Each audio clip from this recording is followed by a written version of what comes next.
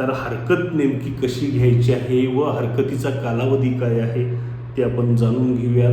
हरकतीसाठी स्क्रीनवर आपण फॉर्म दिलेला आहे, तो फॉर्म भरून आपल्या महापालिकेच्या म्हणजे सांगलीमधील जे महापालिका मंगलधाम जिल्हा परिषदच्या समोर आहे तिथं आपण भरू शकतो.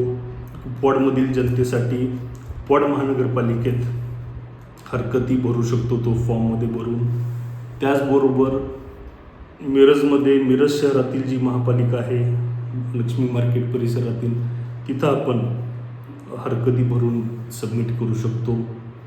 दररोज हजारो हरकती भरल्या जात आहेत व यासाठी हरकतीचा नमुना देखील आम्ही स्क्रीनवर आता तुमच्यासमोर देतोय.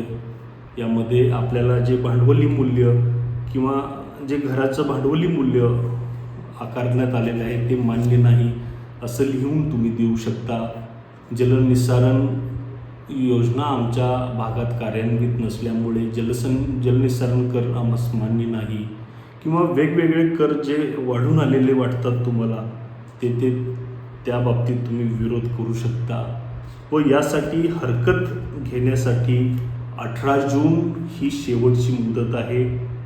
18 जूनच्या आधी नागरिकांनी जास्तीत जास्त प्रमाणात हरकती नोंदवाव्यात. त्याचबरोबर ऑफलाईन व ऑनलाईन म्हणजे ऑनलाईनमध्ये त्या आपल्या नोटिसी ज्या मिळालेल्या आहेत त्यामध्ये QR कोड आहे तो स्कॅन करून आपण हरकती भरू शकतो ऑनलाईन स्वरूपात व ऑफलाईन म्हणजे ऑफिसमध्ये जाऊन आपण हरकत भरू शकतो.